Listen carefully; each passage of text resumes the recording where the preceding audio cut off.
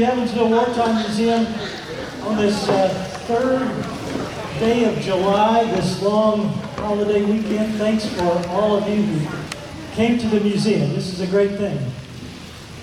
So let's start with prayer. All who are able, please rise.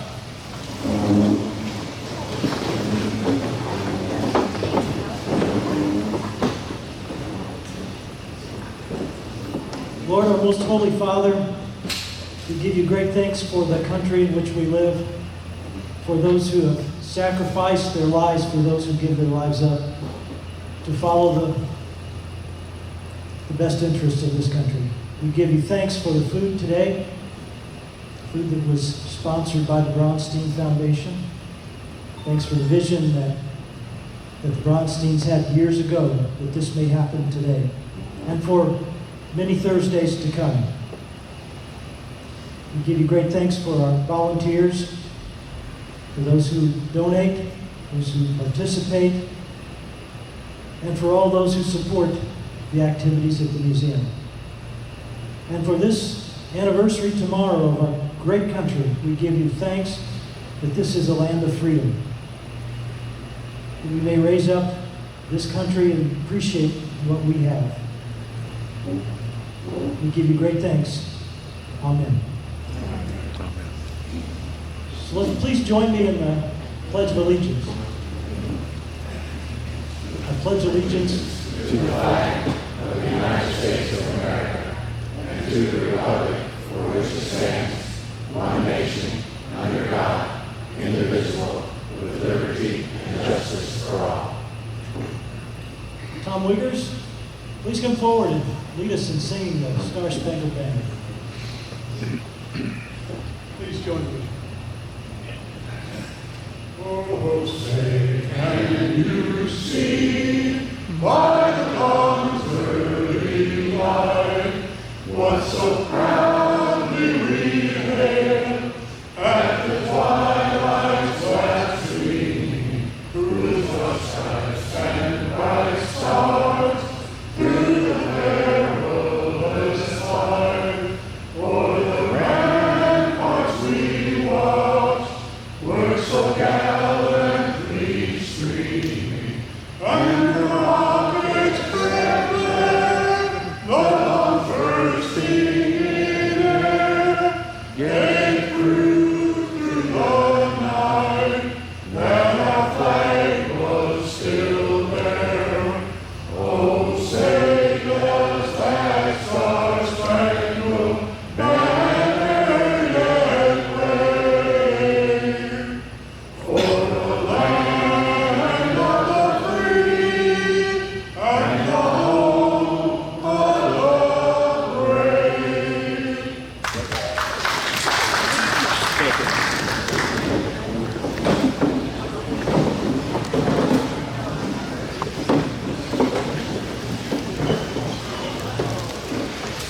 Well, before we announce our speaker today, just wanted to remind you, in 2 weeks there's a presentation on Iwo Jima by Bob Agopong. Okay. I may have mispronounced Bob's name. My apologies.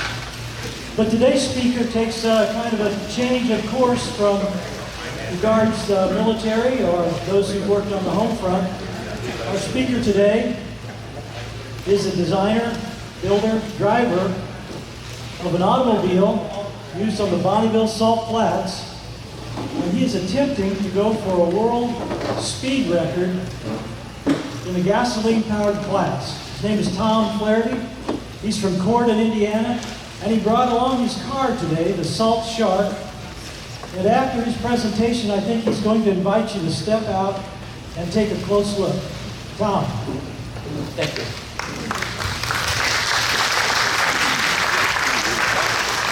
Hello, everyone. Thank you for inviting me here today. It's really a pleasure. Is anybody out there a fan of the IndyCar racing series? Yeah. This year, you're watching it on Fox Sports. It's kind of new, right? In March of this year, Fox started running a series of commercials to promote their new IndyCar presentation programs. And those commercials all ended with a tagline that said, "Welcome to the fastest racing on Earth." That's kind of cute, right? It got a lot of attention in the land speed racing forums. The pole speed for this year's Indy 500 was just a hair under 233 miles per hour. When we put the Go Fast gears in the Salt Shark, it shifts out of first gear at 197 miles per hour. It shifts out of second gear at 243 miles per hour. The top speed with this car so far has been 365. There were problems with that run we'll talk about in a little bit. The record in its class is 369. But in about 5 weeks, give or take, at the Bonneville Salt class, that thing's going to go over 400 miles per hour. So, fingers crossed. Everybody cross your fingers. So I don't know who wrote that ad campaign for Fox, but I think it's a safe bet they've never been to the Salt Flats. So this little presentation, I want to talk a little bit about racing at the Salt Flats. I'm going to show you a little video, and that will lead into a couple of stories. Talk about the construction of the Salt Flats, of the Salt Shark rather, and then I'm going to end up saying that if you've ever wanted to check out Bonneville, if you ever wanted to either run there, drive your car there, or just watch a race, it's best that you not wait too long because the salt's going away.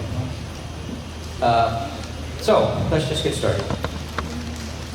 Now, we don't have sound for our video, but I'm going to try to narrate. There we go. So, if you were listening now, the announcer would be introducing the car. And he would say, up next is the Salt Shark, a B blown gas streamliner. So each car runs in a specific class. You're only running against cars that are similar to your car. He's also, right now, he's announcing that they found a wallet that belongs to a guy named Mark Roberts, and they're telling Mark Roberts to come and get his wallet. That's going to be important in a second. This video is being taken by just a regular guy that's positioned about 4 miles from the starting line, so he can't see the starting line. The Bonneville track for the fast cars is 5 miles long, and you get a time for each mile you pass, starting at the 2 mile. 2 mile, 3 mile, 4 mile, 5 mile, you get a time. And to set a record, you have to run above the previous record in a specific mile twice. So you set a record, or you make a qualifying run one day, and then your car goes in, oh, here we go. So there we are. We're passing the 4 mile mark at about 330 miles per hour. And you'll see the 5 mile orange flag coming up right there at about 355 miles per hour. This was the only run we made in 2020, and I'll tell you why in a second. But you get 5 miles to get up to speed. They usually try to give you 3 miles to slow down. The Salt Shark does have brakes on all 4 wheels. It has 4 wheels, but the brakes are no good above 200 miles per hour. So you slow down to below 200 with parachutes, and then you can use brakes. But I try not to use the brakes, because then before the next run, you have to go in and back the pads off the rotors, and that's just a pain. Because you don't want the pads to drag on the rotors, that would affect your top speed. And then you turn off and you wait for 15 minutes for your push truck that got you started to come get you. You can't drive the car anywhere on the salt unless you're on a run. So you drive to the left a quarter mile and you sit there and wait. One thing you notice from the video is that the production quality is not what you might expect from NHRA or IndyCar, and that's because everything that happens on the salt is done by amateurs and volunteers. People that are there because they love the sport, not because they're trying to get famous or make money or sell you a product. I was told that several years ago, Monster Energy actually approached the promoters of Speed Week, the race, and offered to put in a big pile of money to bring Salt Flats racing to the mainstream, make a big production, put it on TV, and everybody would be famous. And the promoters declined the offer because they didn't want to take away from the love of the sport, the pure man or woman versus machine that had been the history of the Salt Flats for more than 100 years. And I say man or woman versus machine because there's quite a few ladies that have set speed records, some above 400 miles per hour, many above 300.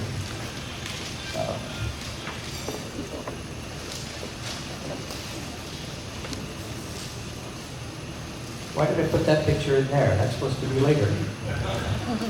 Anybody know? Now that says end of the slideshow. Oh, because I'm at the end of the slideshow. All right, everybody just hold your spots here. We're going to get back to the beginning.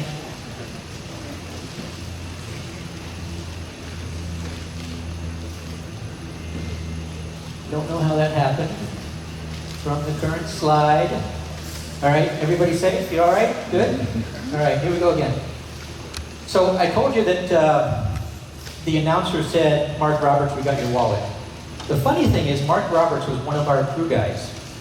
When we first showed up at the Salt Flats in 2018, we were unprepared. It was Beth and myself and our buddy Todd.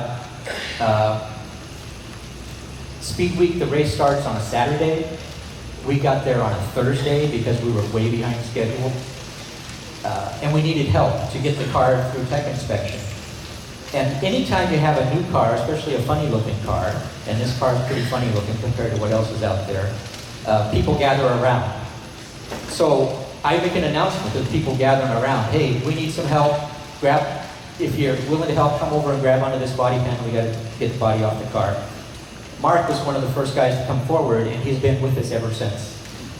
So in 2020, when the video was made, Mark went home later that night, found the video online. He knew he'd lost his wallet, but he had no idea where it was. And he saw the announcer called him on the video of our car. And he went in the next morning and got his wallet. So Mark has been a great guy. There he is, buckling me in 2019. There he is in 2001, getting ready to buckle me in. So, yeah, that was the funny thing about that video, is Mark found his wallet. This is a screenshot from that video at about the 4-mile mark. And the one thing you'll notice, look at the back tires. Anything you notice funny about the back tires? They're not on the ground, right? The track was really rough that year. It had a rough spot at about the 4-mile mark. I didn't know that the wheels were off the ground until it was a couple months later. I saw this video, or somebody sent me the video online. I had seen the video, but I didn't notice the bump. And my reaction was, well, we know that the vertical stabilizer on the back must be straight, because if it was crooked, it would have gone really bad. Sometimes the salt is just in really bad shape.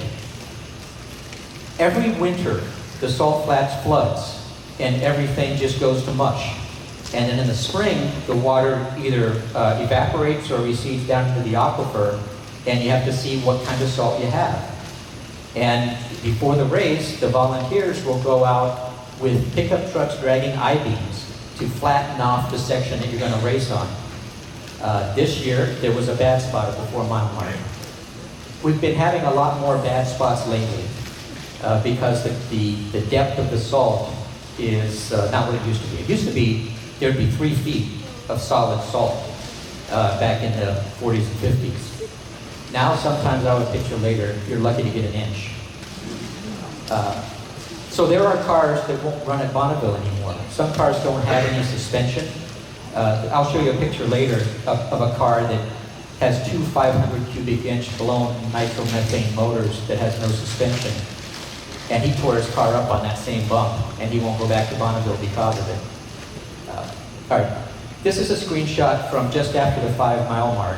And you'll notice that the happy smoke is coming out the back of the car. I don't know why I call it happy smoke. It's not very happy, because that was the result of an electrical fire that burned up our entire electrical system. So, yeah, that was 21. So we came from Indiana, we towed halfway across the world, made 1 pass, and then we're done.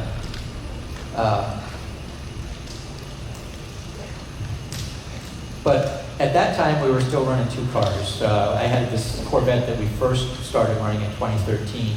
So we stuck around, took some water pumps, actually some parts off the salt shard to keep the Corvette running so that my brother could make some passes. We still had fun. This is the fastest piston engine car on the Salt Flats. It's called the Speed Demon. It was owned by a guy named George Poteet from Memphis. It went 477 miles per hour. That same day that I burned up my electrical system, he burned up his electrical system. He caught fire. But we were camping on the mud flats in a 40-foot race car trailer. He had 20 guys in hotels at a casino, and they rebuilt an entire wire room that night, overnight in the hotel. So he was running the next day. And I tell people that's because he didn't have a Corvette. So he had to. That's not really true. I think he had several Corvettes actually, or did. He passed away last year. I told you the announcer introduced the car as a B blown gas streamliner because there's a bazillion different classes. A B is the size of your motor, between 373 and 439. This is a 427 LSX, a Chevy V8. It's an iron block. It was never in a real car. It was purpose-built for racing. And a blown gas streamliner just means that you have forced induction. It can be a supercharger or a turbocharger.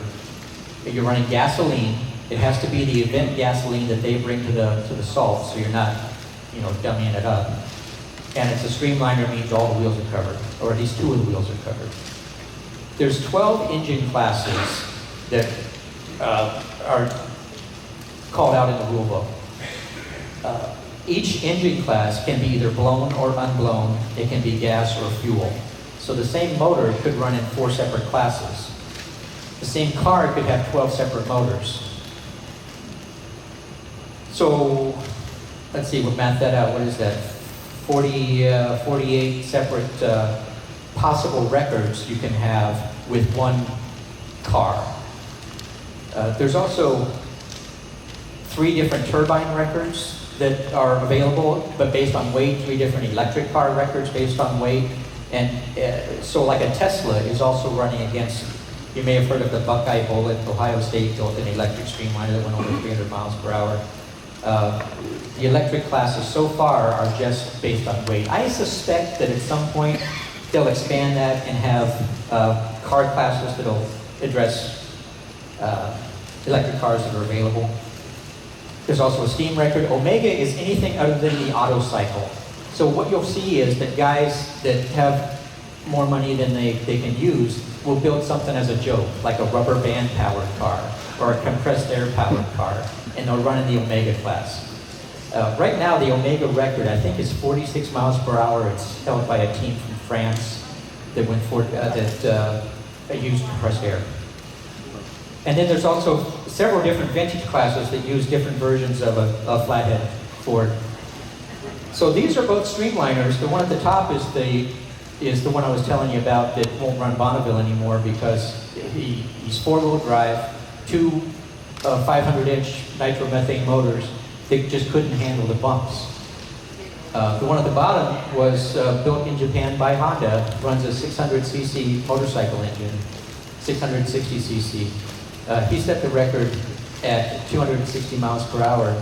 The top car thinks it can go 550, but he needs to find a place that he can run it. He's been going to Australia, but they have a lot of problems with their weather, same as we do, so he's not had a good run at Australia either. There's also a million different body classes. Mine's a streamliner, but your regular cars, like a Corvette runs it's called a GT, Grand Touring. There's 78 different body classes. So and each body class can run most of the engine classes. There's some that don't use all of them, some that use some different ones. The bottom line is between cars and motorcycles, there's well over 2,000, probably closer to 3,000 different class records that you can shoot for. So if you decide you want to run to Bonneville and you want to get a record, you can get a rule book and find a record we call it a soft record, that's lower than it should be.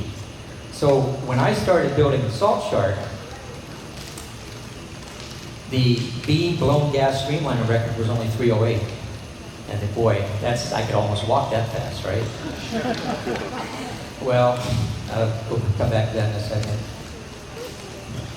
So if you can think it up, you can basically run it. There was a motorhome that ran there. The semi-trucks actually have a record class. The one with the wheels outside looks like a streamliner, but you can see the wheels. That's called a Lakester. Those originally were like belly tanks off of World War II fighter planes. And then it just exploded from there, so now you see everything. The lower left is called the Black Salt Racing. It's a Triumph TR something, Spitfire, not Spitfire, anyway, it's a Triumph.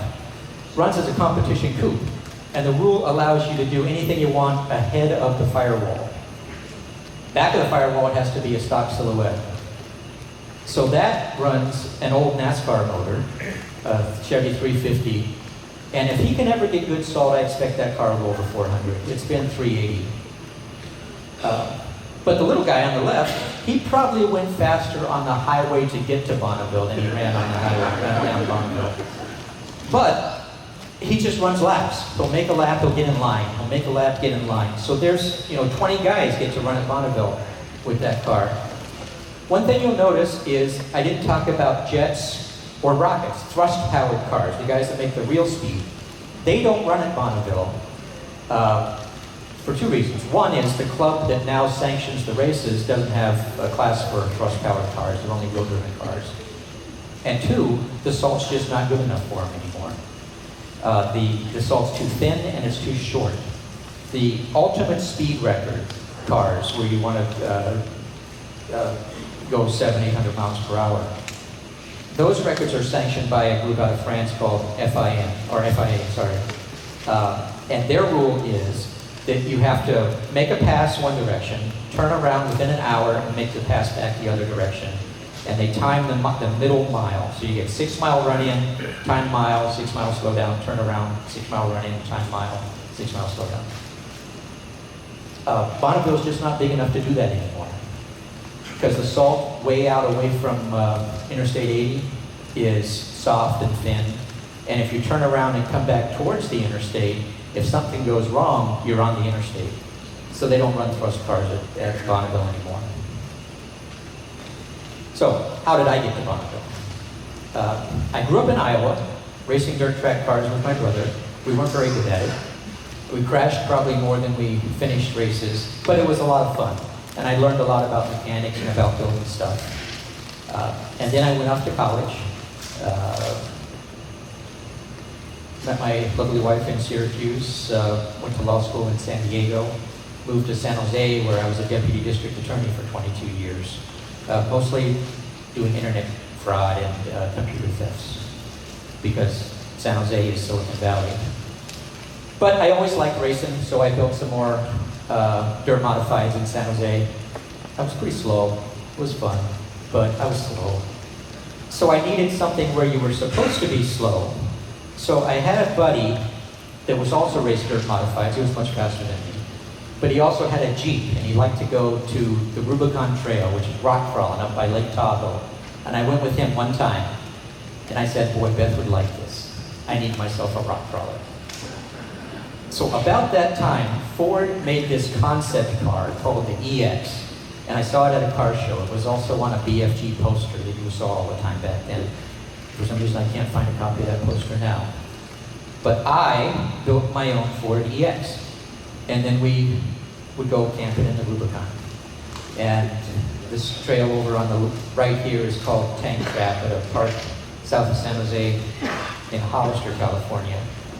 And that was a lot of fun. But through that guy that got me into rock crawling, I met one of his buddies that raced motorcycles in Baja.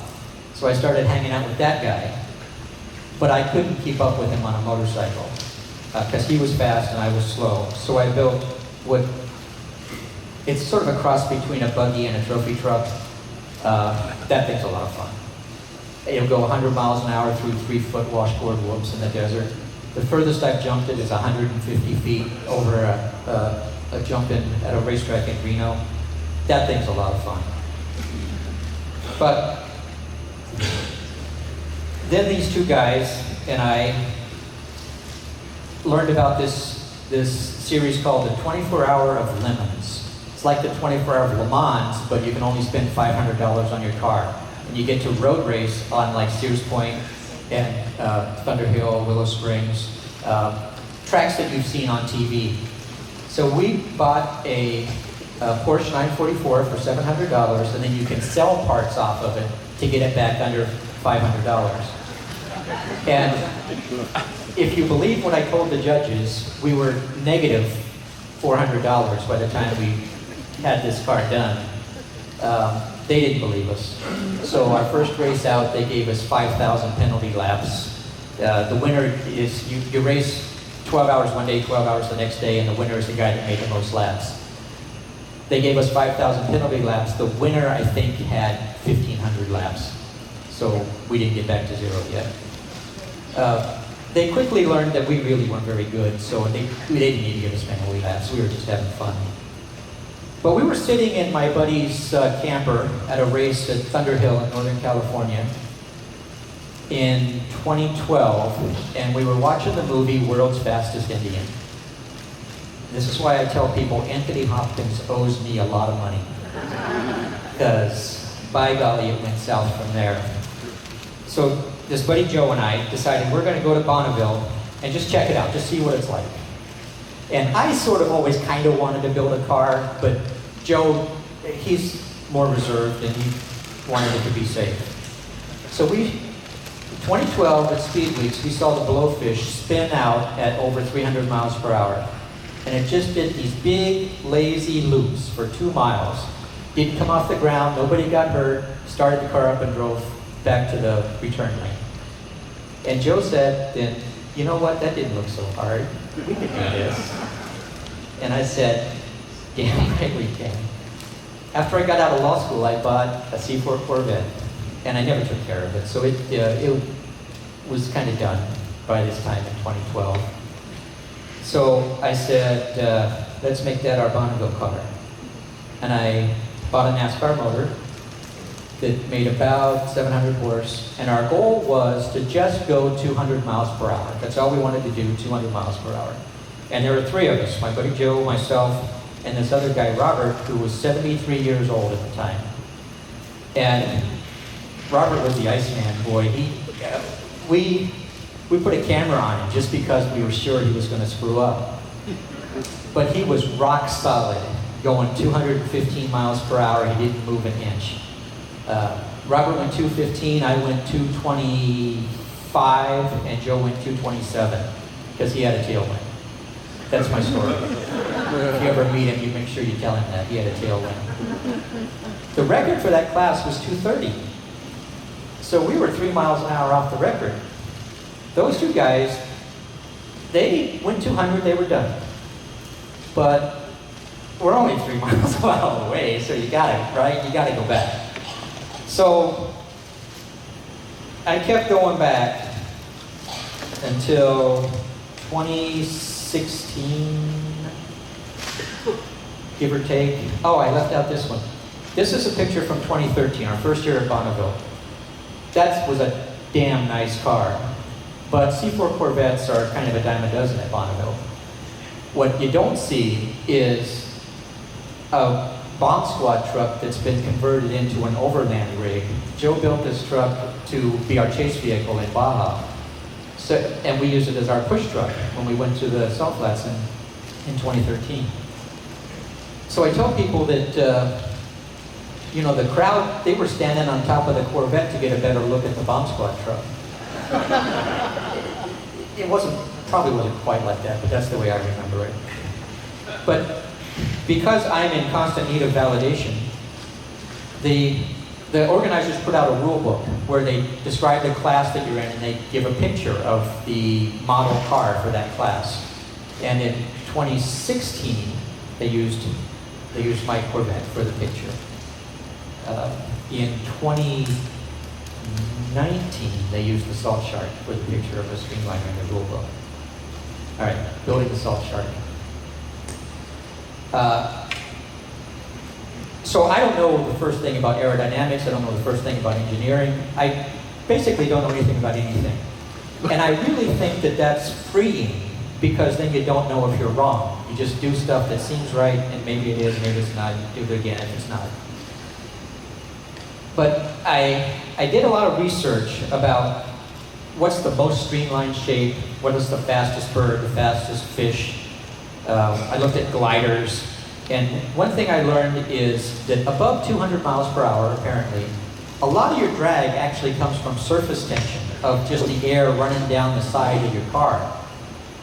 Excuse me. So if you can reduce the size of the side of your car, now it's going automatically. Anybody know why that is? All right, so I did my best to make the car as small as possible. There's no flat sides. Even the side has a bit of a convex to it. And I made a little wind tunnel to prove that that was better. And I made a model with it cut away like this, and I made a model with it slab sides. And that was almost a complete waste of time because I couldn't get good data off of it, but I told people that it at least proved out my theory that this was a better shape. So I knew that I wanted a long extended teardrop. I knew that the sides couldn't cave in more than 7 degrees. I bet I know what happened. So I just laid out a frame jig behind our house and put those pieces of square tubing that would be the outside silhouette of the car, and then built up a bunch of armatures that would be where the outside of the car was going to be along that long extended teardrop. And then I just started building pipes on the inside. One thing I knew is that I wanted it to be front-wheel drive because for aerodynamic stability, you need weight on the front wheels. If you're heavy on the back wheels, just like if you throw a dart. If you throw a dart backward, it's going to turn around. If you're heavy on the back wheels, it's going to turn around. And my brother has spun the Corvette at over 200 miles per hour half a dozen times because it's a little too heavy on the back end. We need to add some more weight on the front. Before it goes back, we'll put some more weight on the front. So, if you're going to be front-wheel drive, you have to fit the heavy parts and the wide parts within that teardrop shape. And the motor is too wide to go in the front. So the driver has to go in the front. And the motor has to fit then backwards behind the front wheels, and the transmission then goes frontwards instead of backwards. And I had to convince Willwood, the company that makes quick change rear ends for these cars, that they would run backwards if you just flipped them over. Flip the two bells side to side, and basically puts the ring gear on the other side of the pinion, so it would run backwards.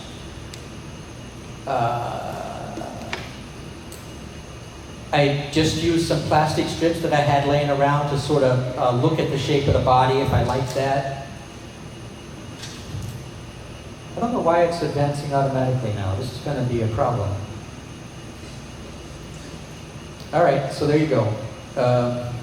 I put the big stuff on the frame jig and built the frame around the big stuff, so I knew it would be as small as I possibly could get it. All right, I just let it advance, I guess, huh? So there's the front spindles. I made those. I made the steering knuckles that would bolt onto a Willwood quick change. Flipped it around so it would run backwards. My favorite part of the whole car is that gas pedal that looks like your foot. I got that at a swap meet, and I held on to it probably for 5 years before I found something to do with it. Learned how to weld aluminum so I could do the inner sheet metal. Okay, here we go. Now we're going to build the body. So the car is done.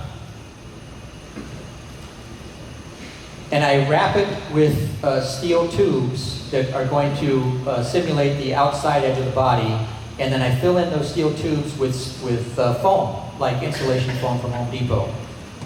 And then I just carve it back. Just carve for days.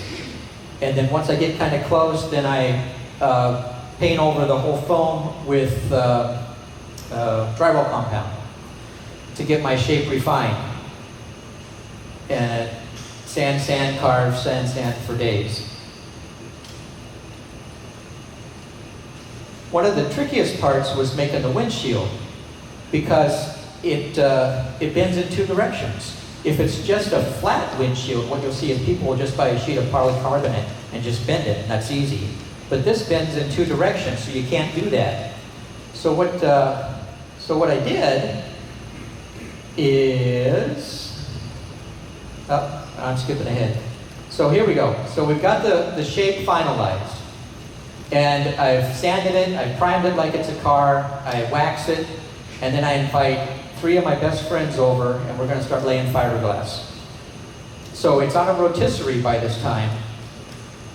And here we go. So the first day, we're laying fiberglass. And then we have to let that kind of set up, and then we're going to flip it over and lay the fiberglass on the other side. The second day, nobody came back. Why do you think that is? So it was just Beth and I finished the car out. So now, the inside of the car is flat and smooth, because that was my plug mold. But I need the outside of the car to be flat and smooth. So I have to use fairing compound or Bonneville, because it's like a quarter the price, to smooth the outside of the car. And then, now my car is now encased inside of this sarcophagus of fiberglass. So I use 1/8 inch pinstriping tape and lay out where all of the panel plate breaks are going to be. And then lay fiberglass strips over where the panel breaks are going to be, and those strips will become the flanges that I'll glue on the inside after I break it off the mold. So then I break it off the mold. And that was a lot of fun. Let me tell you, that was fun. I wish I got more pictures of that. All right, here we are with the windshield. So, boy, I wish this would not advance. So my windshield is perfect, all faired and primed and sanded, it's perfect. So then I cover that with a female mold, and I send it to a company and $3,000 in LA called Aircraft Windshield Corporation. And they make a male mold from my female mold, and it's made with jute and stuff that looks like cement. It's really hard. It looks like a cement plug mold. Interesting thing on that is, I carried that plug around. This was in probably 2017 when I had that windshield made. I carried it around until 2022. I brought it to Indiana with us. And we built a horse barn for my wife. And there was a big slope, and I needed fill material. And I said, well, I'm never going to use this mold again. So now it's still with us, filling dirt under the horse barn. Someday, I hope that archaeologists will dig that up and be confused about what it is. So they sent me back 2 windshields, which I still have one. Hopefully I'll never get to use it. But so now you have a car that is 1 inch off the ground. You need to be able to put it on a trailer. It can't go up a ramp because it's 1 inch off the ground. So you have to build a trailer that sets on the ground. So you can drive your car on and then lift the whole trailer back up to drive away. The motor is a 427 LSX built by a company in New Hampshire called Golden Engine Service. It makes about 2,000 horsepower. It's has 2 88mm turbochargers. It's a great motor. When I first ordered the motor, I had read an article that said, I don't know how detailed you know about Chevy motors, is they have a different coil for each spark plug. Coil on plug it's called. And all of the articles were saying that the coil on plug couldn't support blown cars over 1,500 horse. So I had to make it with this cool distributor, partly because it looks really cool, and partly because I wanted it to go over 2,000 horse. Well, by the time I got the motor, the coil technology had advanced, so now this was old school and no good. So I got to throw away $1,000 and pay $1,500 for new coil on plug. I probably should have asked my wife to step outside before this section of the All right, so 2018, we're going to make our first pass. My buddy Todd shows up with his wife Sharon, shows up on Thursday, thinking that we're going to load the cars up. He's going to drive the Corvette, I'm going to drive the Streamliner, and we're going to head to Bonneville. The Corvette was in pieces. The Streamliner still had wiring problems. We had a lot of work to do. So we worked basically around the clock until Tuesday night. Wednesday, Todd drove all day to get to the salt flats. He got there ahead of us because every time I take that trailer out, I have to buy tires for it. So Beth and I stopped in Winnemucca to buy 6 trailer tires. So Todd got there afternoon on Wednesday, and he'd never been to Bonneville before, so he just went to the track and started driving up and down the pits. So here's a brand new, nobody knew this car was coming, weird looking bright green Streamliner, and it got a lot of attention. But the Corvette still wasn't ready to run. So when we got there, Wednesday in the middle of the night, we met up at the Peppermill Casino parking lot, and we set up our shop in the parking lot of the casino to get the Corvette ready to run the next day. And we had a lot of people come by and check us out. It was a lot of fun. All right. And I said, because I'm in constant need of validation. The car was so funny looking, they wanted it to make a run so that they could put it in the calendar for next year. So the officials were stationed with us in the pits to get it through tech inspection. Some of the other best teams on the salt, that speed demon I showed you earlier, his crew chief showed up on a quad towing a trailer full of spare parts, hoses, fittings, whatever you need. Take what you need, come see us if there's anything else we can do for you. Everybody was helping us to get ready to run. And we made one pass on Friday morning. The motor wouldn't run, and I don't think we even got to the 2 mile, did we? I don't think we got a time, but we got on the salt so the car would be in the calendar. And then in 2019, they wanted us to go to SEMA to represent for the salt flats. So we took the car, put it up on stands so people could see it. I'm going to say about 40% of the people that showed up, their first reaction was, is that a submarine? It's not a submarine. They put it on the poster for the October race in 2018. A buddy of mine sent an email saying, hey, there's a model of your car for sale on eBay. Somebody made a 3D printed model of the car and was selling for $125 on eBay. I was, of course, flattered, so I called the guy and he sent me one. So now I have a model of my car. They put the car on the poster for 2020 and the program for 2022. I guess they know that I'm in constant need of validation too. And I appreciate it. So I told you, when I built the car, I was looking for a soft record. 308 was going to be easy. Except this guy, Ed Umland from Sacramento, saw the same soft record. And he was a year ahead of me. And he built that car, which is 4-wheel drive, uses the same motor as mine, runs in the same class. And at Speed Week in 2018, he ran 369, set the record. At the World Finals in October, the salt was perfect. It was beautiful. It was the best it had been in years. He went 4:05 with an exit speed of 4:11. He was going to put that record out of reach. And then the rain came. And he didn't get to back up the record. So I guess Mother Nature knows I'm in constant need of validation. So sorry for Ed. He's a great guy. He's helped me with my car a lot. All right. Let's talk about how you race at Bonneville. What happens when you show up? There's 2 clubs that promote the races. The Southern California Timing Association, they run 2 meets a year, one in August, one in October. The Utah Salt Flats Racing Association runs 1 race a year, and then they do a test and tune. They race in September. SCTA started in 1937, and it collected a bunch of already existing car clubs from Southern California to really standardize the rules and keep track of the records. To run at Bonneville, you have to be a member of one of those car clubs under SCTA.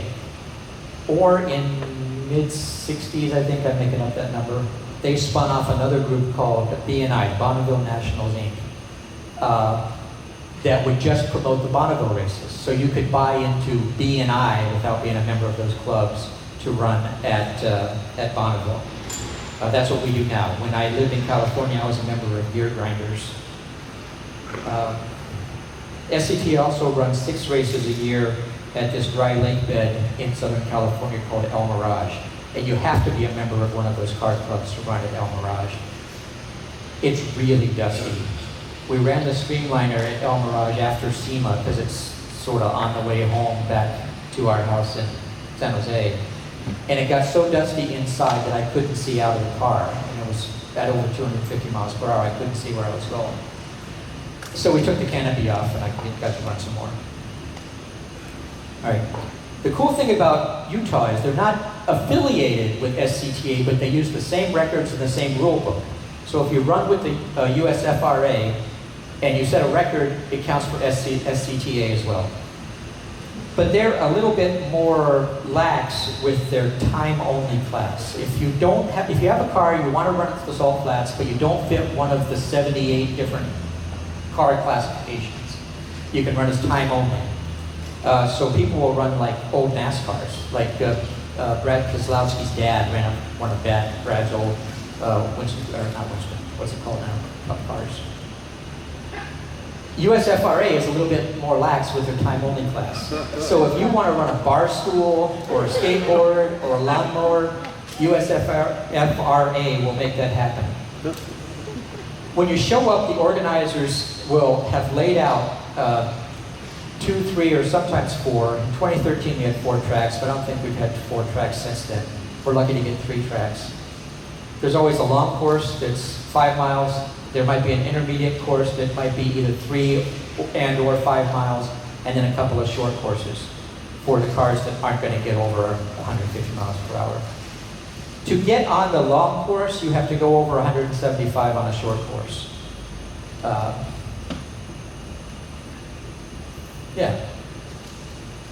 The course is 100 feet wide, but through the course of the week, the course gets torn up. So once or twice during the week, depending on the condition of the track, they'll move the track over 100 feet and then move it over again. So you get fresh salt towards the end of the week. When you show up and you want to run, you have to be a member of something, either the car club or BNI. You have to buy a log book where you write out everything the car's about, what class you want, what's in it, and you go through a real safety tech inspection, not like you see on the Saturday night dirt tracks. They actually look at stuff. There's a 2-page checklist that they check stuff off, and they make you get in the car, buckle all up, and prove that you can get out of the car in a hurry. When we first showed up in 2013, our buddy Robert, 73 years old, had a tough time getting out of the Corvette. Corvette was pretty tight.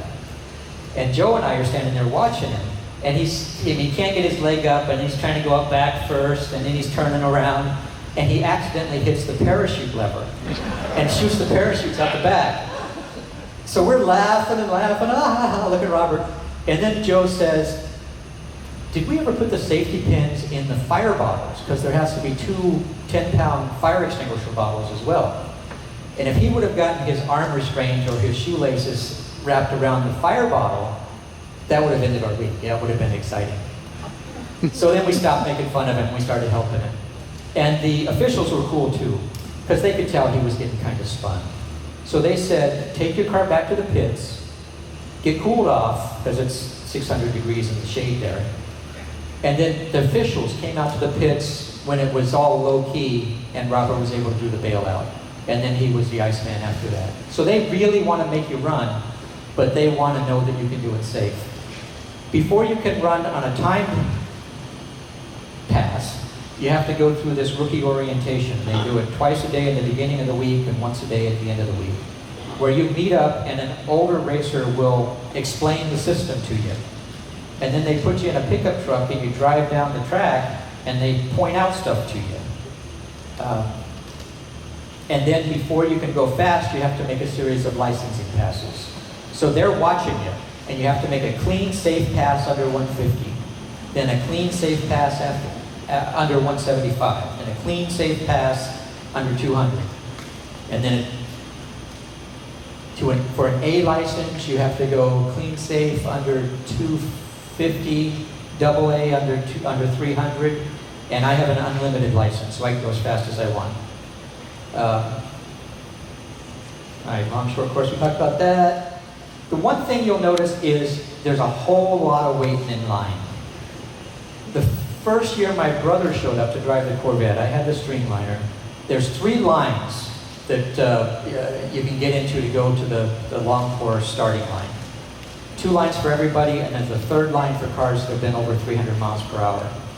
So my brother is waiting for literally a day and a half to run the Corvette, and I get to sneak to the front of the line because I've been over 300 miles per hour. I bring that up to him all the time. All right. Well, all right, so we're at 45 minutes, so I'm going to skip ahead to this part here. What's going on with Bonneville now? The salt is thin. It's dangerously thin in a lot of places. And why? I don't think I said this before, but the Bonneville Salt Flats is basically on the Utah side of the border between Nevada and Utah, north of Interstate 80. South of Interstate 80 is Intrepid Mining Corporation, where they suck potash, which is used for fertilizer, out of the aquifer under the salt flats. So they drain the water from the aquifer, pump it south of Interstate 80, take out the potash, and potash is potassium chloride. The sodium chloride that we need for the salt is a waste product, and they just throw it on the ground. It's not used. So you'll see these big percolation ponds south of Interstate 80, and that is Intrepid letting the water evaporate out of the potassium chloride so they can sell that for fertilizer. And the result is, I know you can't see this very well, but there's big piles of, tens, maybe dozens of feet deep of salt south of Interstate 80 that's waste product from the potassium mining company. And the salt that we race on used to be 3 feet thick, now you're lucky to get an inch. All right, that's 48 minutes. I went 3 minutes over my prescribed time. Somebody asked me a question. Sir? What's your tubing, your frame tubing made out of? Yeah, it's all called out by the rule book, depending on the speed record in your class and the type of car. Mine is, the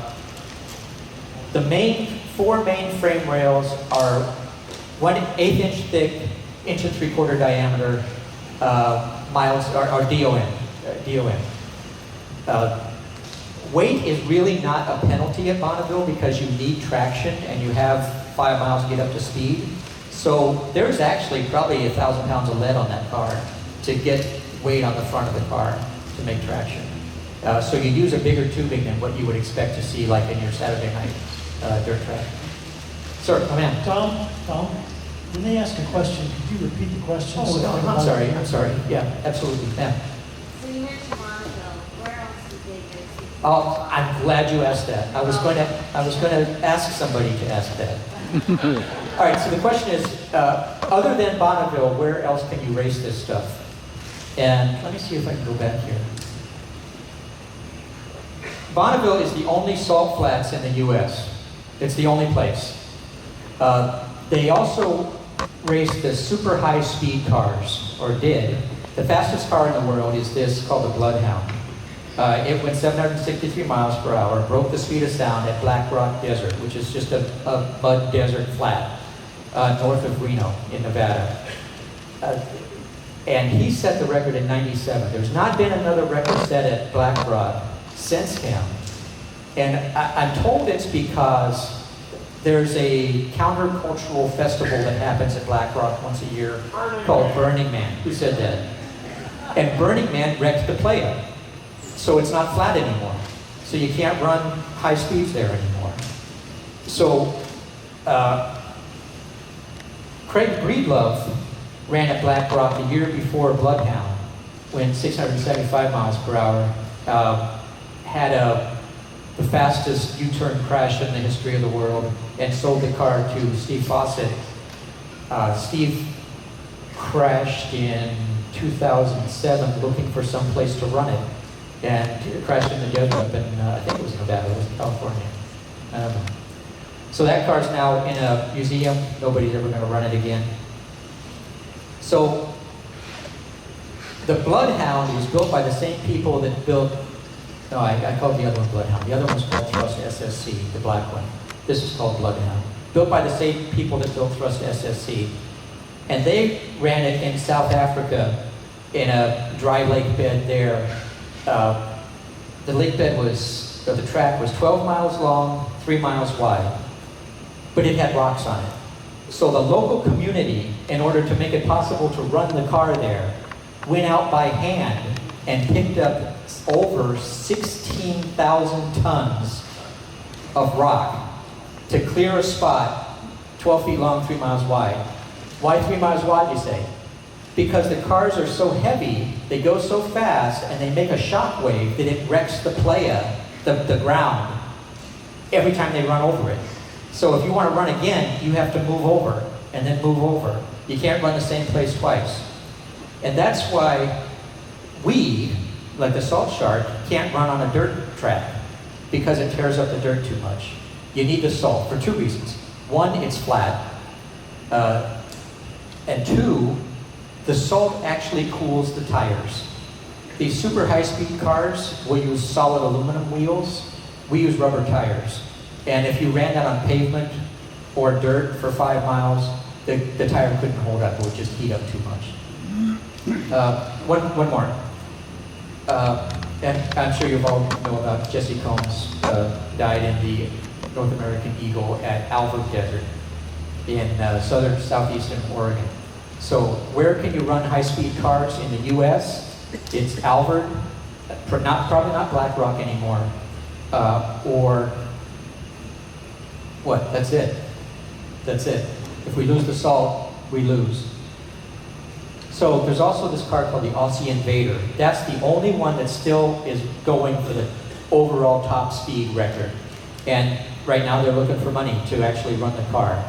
There's a salt flats in the middle of the Australian outback. I'm told it's down a 100-mile washboard dirt road to get there. And they probably have room to run a high-speed car. And they run a meet once a year. They get maybe 100, 200 cars that go out there. But like I say, it's so remote that it's tough to really put on a program there. There's also a salt flats in Bolivia, at a little town called Uyuni. I know I'm mispronouncing that. But to get there, there's a military airport that's right on the side of the salt flats.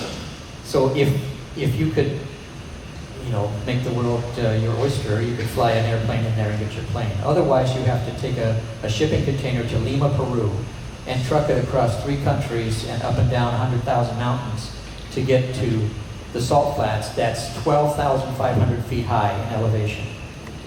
But the Uyuni Salt Flats is huge. It goes forever. I was there in 2008. Does that sound right? And I set the record. I'm stuck telling people. I set the record on a Kawasaki KLR 650, 165 miles per hour. It used to be that there was another meet that ran at Bonneville called the Mike Cook Shootout. And he would bring in the FIA, the French guys, to certify overall top speed records. Can't run that at Bonneville anymore. So the last 3 years, he's been putting on a meet at Uyuni in Bolivia. And nobody has set a big number there, just because I think so few people are able to go. The conditions are really rough. There's no hotels to speak of. I shouldn't say that. There's one really fancy hotel right on the Anyway, nobody goes there. It's too high. So U.S., we're done. We need Bonneville. The Utah government and the Bureau of Land Management and the Department of the Interior have gone back and forth about how are we going to save the salt flats for probably 2 decades. And a lot of money gets appropriated to do something, and a lot of that money gets spent on studies. And sometimes there'll be a proposal, but nothing ever happens. Nothing ever gets done.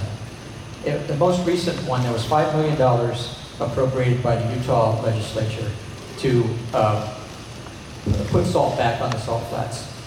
They spent $1 million on a study, and the whole deal was supposed, the feds were going to match it times 10 if they come up with a plan. They spent $1 million on a study, didn't come up with a plan. Feds never came up with the money, and they had to give the leftover $4 million back to Utah. Nothing happened. There was a plan years ago where Intrepid, during the winter time, was going to pump this salt slurry back north of Interstate 80 to put it back where it belongs. I have a potential spam call coming in. Anybody want to talk to these people? No? Okay. They basically didn't move enough salt to make a difference. And they're not doing it. They didn't do it last year. We were in sort of a weird situation where we needed Intrepid to be making money so they would fund the salt replenishment, but them making money was taking the salt away. So we need Bonneville. Ma'am. I've had the opportunity to go to the Corvette track and see the Corvette track. Have you ever run on the Corvette track? And can that run on an open track or around track? Oh, that's a really good question. She's asking if I ever gone to the Corvette Museum, run on their track, and what was it? Can that turn some over track? Can that run on an over track? That car, the front wheels will turn 3 degrees each direction. It's a turn and a half each direction to get 3 degrees. Because when you're going 350, 400 miles per hour, you don't want anything to happen fast. So it'll take about a quarter mile to make a circle. So no, it won't run on an oval. And I would like to run at the museum track. Well, the Corvette it's set up for going straight. It would not be good going in circles. I wish I still had that Porsche. That'd be fun to run there. Sir. When you're on the salt flats, what is fire, EMS, and emergency evac? Is that sufficient? Yeah, asking about the emergency personnel that's at the salt flats.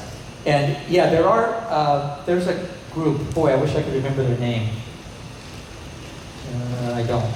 But there's a group in Southern California that goes to all of the racetracks, Sears Point, Willow Springs, we saw them at Thunder Hill. They specialize in being ambulance and emergency personnel at local racetracks. I shouldn't say local, not like your Saturday night dirt tracks, but like the real ones, like the stuff you see on TV. Those guys come to Bonneville. So they're professionals, they have ambulances, they have recovery trucks, they have everything you would need. Now, interesting story. When I showed you the happy smoke coming out of the back of the car when it caught on fire, I didn't know that happened. The motor had been cutting out, so I knew it wasn't going to be a good run. But I didn't know it was on fire. I didn't know why it was cutting out. I have a digital display screen in front of me, and it was flickering, so I knew something was wrong. But, I mean, I'm just too excited, right? So I stopped, now 7 miles down the road, and here come all these trucks coming over. What the hell are these guys doing here? Because they saw the happy smoke, and they knew something was wrong. And they said, hey, you're on fire. I said, I'm not on fire. And then I looked down by where the turbo is, and the paint is bubbled like a big blister from the heat. And they pointed out, well, maybe I am on fire. We should probably do something about that. So after I built the car, they made a new rule that now you have to have a fire access door.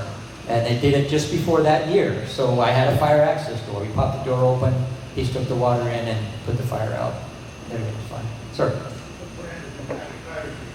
What brand of tires? Yeah, on the backs, they're Goodyear. They're 21 inches around, 4 inches wide. On the front, they're Mickey Thompson's. They're 26 and a half inches diameter, 9 inches wide. That was a really popular tire for, I'm going to say, dozen, maybe 2 dozen guys. Mickey Thompson has gone out of business and was sold to Michelin, and Michelin sold them to Goodyear. So now Goodyear has what used to be the Mickey Thompson land speed racing tires. They also made their own land speed racing tires, but they didn't make that size. So nobody's making a tire for the front of that car now. And in the spring, SCTA contacted Goodyear and got them to commit to run a batch so we would have tires to run on. And I don't know if I'm supposed to tell this, but the story was they were going to make a prototype. If it made it through their quality control, then they were going to make 100 tires. As far as I know, that hasn't happened. So I'm using tires that I bought in 2019, and I hope they're still good enough. The Speed Demon that I showed you before used a 30-inch Mickey Thompson tire, and he would go through a tire on each pass. They're so thin because spinning that fast, you can't have the weight. But the rubber would just fly off the tread, or fly off the cords. And when he came back to the pit, it looked like a hula skirt around his rim. It was just, but it still held air, so it was safe, but he couldn't run it again. So that pass cost him $2,000 in tires. Sir, in the back. Years ago, they had an oval track there in Salt Flat. Do they still have that then? Yeah, he says years ago there was an oval track. They do not have that now. Up until about the mid-'60s, give or take, the Utah Department of Transportation handled building the track at Bonneville. And they would build a 12-mile straight track and a 10-mile... Now as I'm standing here, I don't know if it's a 10-mile diameter or a 10-mile long circumference track, oval, round. So you could do endurance races, or records. After the Utah Department of Transportation turned over track prep to the clubs, they didn't make ovals anymore, or circles. Somebody, yeah.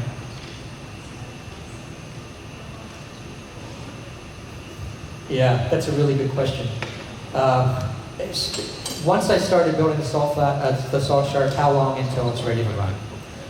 And the plan was a year. When the Speed Week came around after 1 year, it was not even close.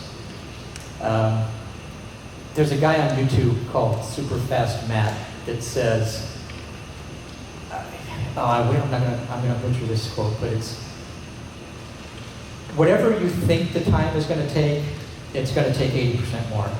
So if you work for, 80%, now, I'm screwing this up already, but the point is that once you're almost done, you're still off by 80%. So when you get half of what's left done, you're still off by 80%.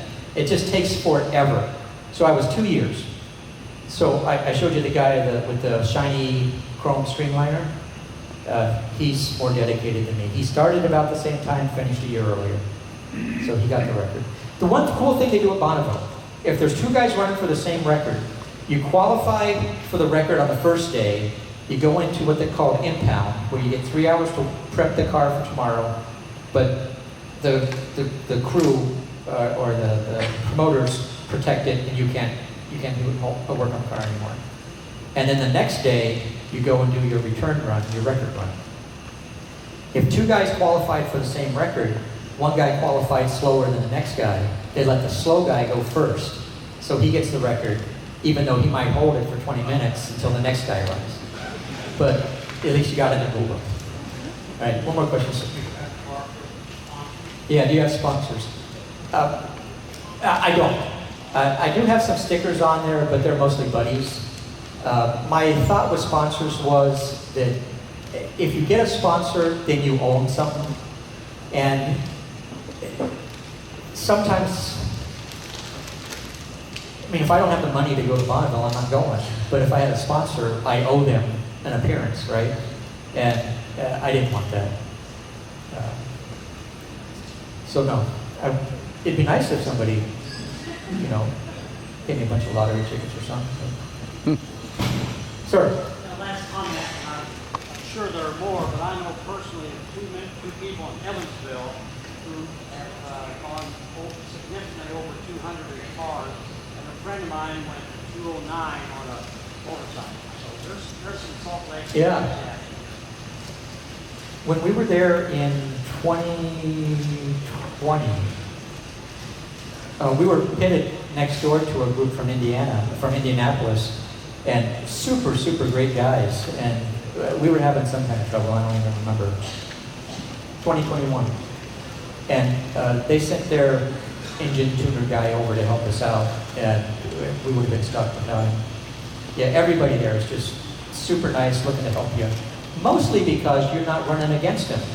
With 3,000 potential records, the chance of you having another car in your class is actually kind of small.